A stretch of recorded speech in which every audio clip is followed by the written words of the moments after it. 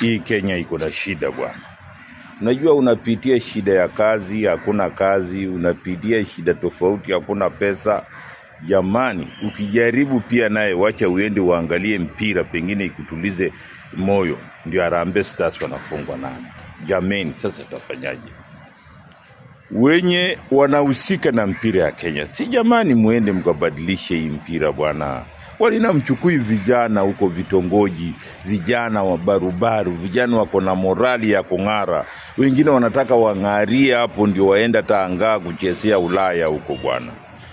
Wacha vijana, siji watu wameshiba, siji watu wagonjwa. Itakuwaje wewe utafungwa kwenye bao 8 kivipi bwana?